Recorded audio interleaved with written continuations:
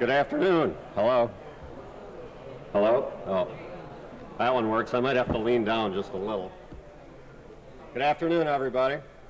Thanks for joining us today on this beautiful sunny Grand Rapids afternoon. Hello. Today we have guests, friends, and clients. Today we have guests, friends, and clients representing 7 states from as far away as California, Nevada, Colorado, Iowa, and a few more. Got a few people I'd like to thank. First of all, I'd like to thank the Lord for providing such a beautiful day for this event. Also like to thank Doug and Anita Warren and the rest of the West Michigan Camaro Club, without whose help we wouldn't be able to put events like this on. They help us with our car show every year and just do an outstanding job, and there's just no way we'd be able to pull this all off without their help, so thank all of you. Also, last but certainly not least, I'd like to thank Dennis Barker. Dennis.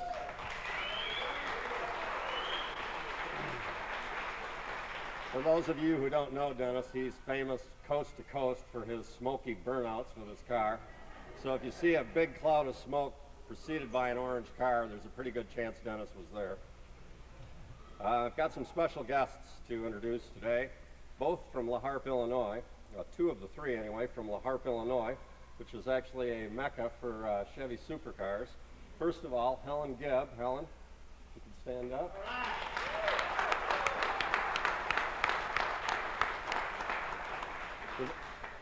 For those of you that don't know, Helen's husband Fred was the local Chevy dealer in La Harpe, Illinois, who inspired the first ZL1 Camaros, the aluminum 427-69, similar to this version right here, actually exactly that version. And without him, none of us would probably be here today, and these gorgeous cars in the aisle wouldn't be here either. So, Helen, it's great for you to come. Appreciate it very much. Also, from La Harpe, Illinois, His Honor, the Mayor of La Harpe, Mr. Ken Brown. Ken?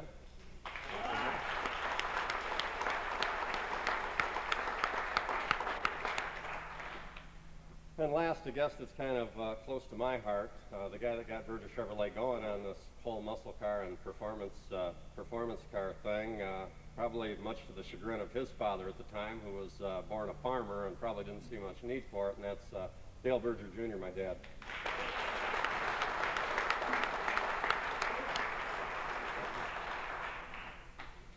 Okay, well, I'm going to give you a little preview as to what the events are going to be today.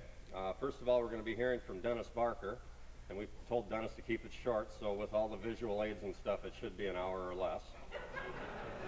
At least he promised. Then we're going to take a step back in history, and I hope that's not offensive to you, Jim. Jim Lukens is going to speak with us, and Jim was largely responsible for developing the performance parts business here at Berger Chevrolet that kind of got us going down this performance road. Then we're going to hear from Matt Murphy, the president of GMMG, the guy that built all these gorgeous cars, as well as 100 Berger SS's and 35 Hot Rod Edition cars, and maybe a few other things down the road. We've got a couple other projects sitting down there waiting for a little of his attention. And he's going to be followed by Scott Settlemeyer, who's the assistant brand manager for Camaro, and the muscle car community's loudest voice within the corporate world of General Motors. So thanks for everything you do as well, Scott. So without any further ado, I'd like to take a minute to introduce to you the Special Projects Manager of Berger Chevrolet and the King of the Smoky Burnout, Mr. Dennis Barker.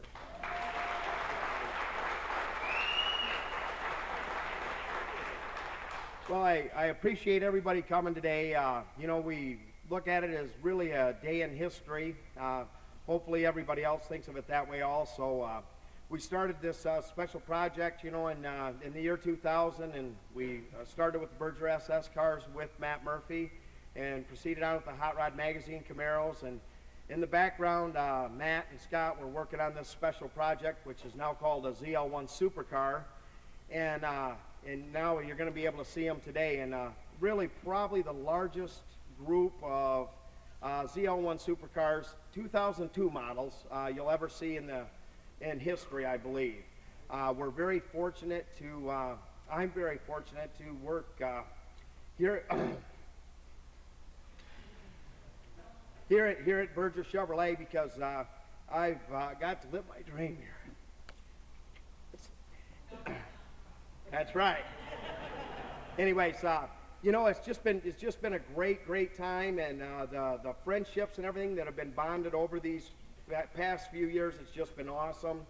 Matt Murphy and with Matt Berger and everything, and Scott Settlemeyer, I tell you, when the switch could be flipped, it was flipped. There wasn't a lot of hearsay in between or anything. When I went to Scott Settlemeyer and asked about a special project, he was right there to help us.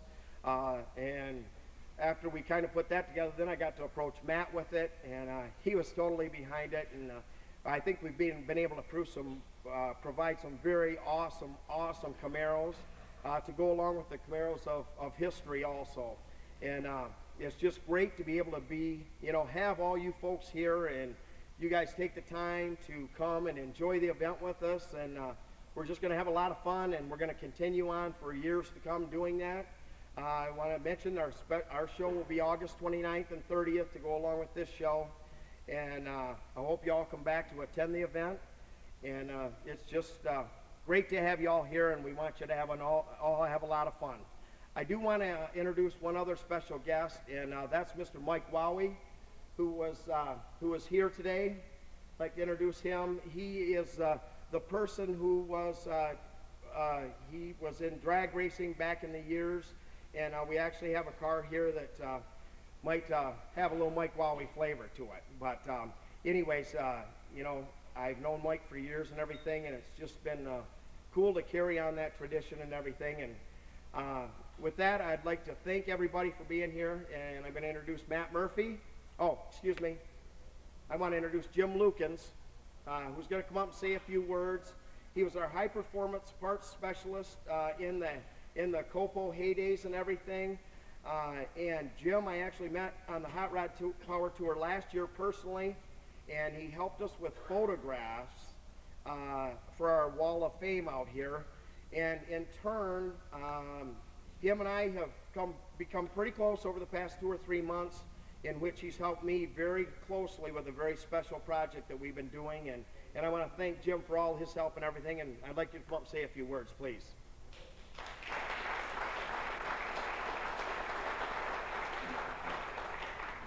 Well, thank you, Dennis. I always thought I worked in a great era here at Berger, but I think this is a pretty wonderful day to be here. And I certainly, Matt was awful young when I was here, but Dale was in his prime, Mike was in his prime, and we made a really great team. And it was a team, and all of us contributed the whole. The only thing we didn't know what a special time we had. Every day we worked hard, we worked late, and my goal in the parts department, in the racing parts department, was to get through the day. And quite often I would go out to supper with my wife and come back and stay until 10:30 packaging up orders, because the phone would ring so incessantly during the day, thanks to Dale's advertising. He was always very supportive of the advertising budget, that there was no time to package. So we'd come back at night, pack the orders, and get ready for the next morning when the phones would start ringing again. So it was a very special time. We didn't, all these cameras and these videos that we've got here today, I wish that we'd recorded all the great things that we were doing then, because it would be quite a thing to look back on. But we do have the memories, and I'm glad to see that we're making new memories. And I've always thought that the Bergers were a great asset to the muscle car community, the muscle car family, and they're certainly reinforcing that today. Thank you, and have a great day.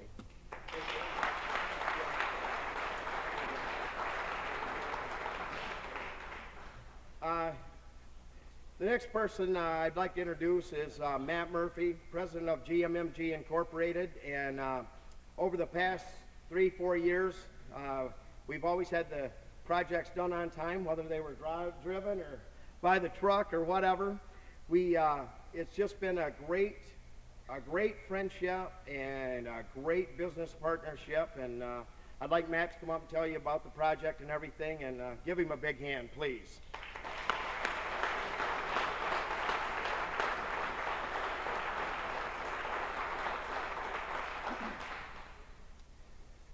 Thank you all for coming here, and first of all, I want to thank the Bergers, Dale and Matt. Thank you guys for 3 great years and some pretty killer cars. They had faith in me, and not sure if I had faith in myself, but I had the desire and the dream. And when you have dreams, you can dream big. And this ZL1 project goes back almost 2.5 years ago. Scott Settlemeyer's over here, he probably remembers the day I kept bugging him about, we need to put a Corvette motor in a Camaro. And it probably took me 6 months to get him to do it, but he finally said, hey, that's a cool idea, let's do it. That's kind of how this project started. Scott sent me an engineering car, and actually it was 3 years ago, but it was a 2002 Corvette LS6 used motor. So I went to the proving grounds and picked that up, and we put the two together and created just a car with a motor in it. And it was black, 8,000 miles, ugly, nicked and dinged up car. And I talked to Scott and said, the car's done, the motor works great. What do you want to do with it? And Scott said, well, send it back to us and we'll, show it around at different places. And I said, well, Scott, the car's, pretty ugly and we gotta clean it and repaint it. And he goes, no, it'll be fine. So I said, well, can you let me clean it up and detail it for you? And he said, do whatever you want to do to it. So that was his first mistake. So. But I always had a vision, I knew as well, Chevrolet people knew, 4 or 5 years ago, there was an end to this car coming. 2002 was going to be the last model year for this body style. And I really wanted the car to go out with a bang and not a whimper and, close the door and just say goodbye to it. In 67, 8, and 9, those 3 years, this car came in roaring like a lion. So we were going to do whatever we could at GMMG and here at Berger to make sure these cars went out roaring just as loud as a lion. So. But anyways, I took the idea, when Scott said, do what you want, I don't think he meant or what I did with it, but I called the engineering guys back and I said, hey, we got the LS6 Corvette motor in this car. Send me the Z06 wheels and send me more Z06 parts, the brakes. We wanted to put all that stuff on the car. And at the time, we still had no idea what we were going to call it. I got the parts, we put it all on the car. We came up with the rest of the GMMG unique pieces that we've done on all of our cars, like the grille, the black rear panel, a lot of the parts to tie this car into our car. And really, we built the car for Chevrolet as their car. We got it all together, and we just, we're looking around at the thing and trying to figure out a name for it. And the magazine articles were talking about the Z06 Corvette as the ultimate Corvette. And I thought, if we took the ultimate Corvette and we put it on a Camaro, we could call it the ultimate Camaro. And I thought, well, no, that's already taken. The ZL1 is the ultimate Camaro. And right when I said that, I was looking at the Z06 badge, and I thought, well, we can change the 06 to L1, and we have a ZL1. So that was what we did. That's how we came up with the name for the prototype car. We custom painted that car garnet red, like that 69 garnet red color. And the whole theme on this car and this project was 1969. I figured anything that we could do to help tie into the original would be the way to do it. We built the car for Chevrolet, and I told them on one condition I would build it for them, and that was if they would help us behind the scenes, help us create a production run of these cars. And really, these cars definitely would never have been done, really, if it wasn't for Scott Settlemeyer's help and his total enthusiasm for the Camaro. There isn't another Chevy guy, I don't think, at GM that's as car crazy and Camaro crazy as Scott Settlemeyer. So it took that internal...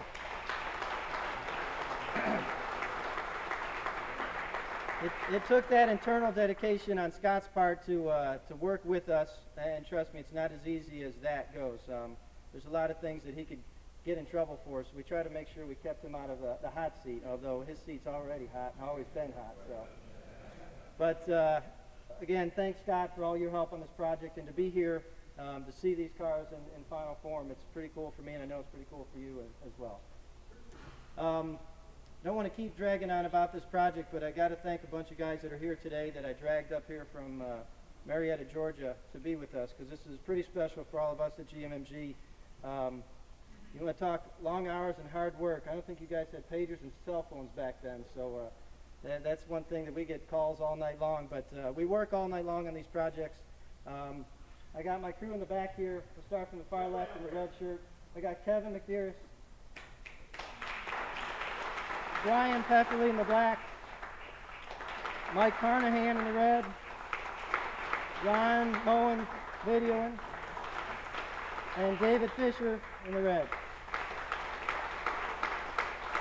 I have a few more that couldn't make it, so I don't want to forget any of them, but really we have about 15 people that work on these things as far as specialty things on these cars, so there's a lot of hard work and long hours that go in from all these guys, so I want to make sure they get pat on the back as well, not just me. So, I don't have a whole lot else to say other than I'm excited about everyone, so let's do what we need to do next and introduce Scott Settlemeyer, and let Scott will give you the Chevrolet background on really the first project, this original ZL1 car, and then we can roll into how the newer ones came to be. The newer one with the supercar name to it. You know, I was nervous about calling these cars the first prototype of ZL1 because we didn't want to insult the original ZL1 owners on that name. It's a huge, huge name within the Camaro industry, and but I really felt that once we produced the vehicle for a production type vehicle, I felt the name was worthy of it. When we rolled into the production version of these cars, we had to create another name for the car, and the name Supercar was natural because of the two things. The tire on all these cars is called the Goodyear Eagle F1 Supercar tire, and we got the approval from Goodyear to use their script and use their logo, the Supercar, to put on all of these cars. Some other people that had huge influence on these cars, before I forget, originally, again, a 69 theme on these cars. I wanted the best possible parts out there. Money was not an issue on this. I knew the cars were going to be expensive. The best shocks I really felt out there for these cars were Penske racing shocks. And when we approached the Penske guys, they originally said that there's no Camaro shock that they make for these cars. And so we went back and I tried to think another idea, but the Penske name kept coming back with Roger Penske's involvement in Camaro back in 67, 8, 9. I called them back a second time. They shot me down again and said, no, we told you we don't make shocks for Camaros. And then I came to the deadline on this prototype for Chevy. We had to have shocks on it. I called up there one last time. I got another lady that was very excited about the project. She took the idea into a meeting with Roger Penske, and Roger was the one that gave the go-ahead to go ahead and work with them and create a Camaro shock for this project. So that's another neat thing that's behind the history of these cars.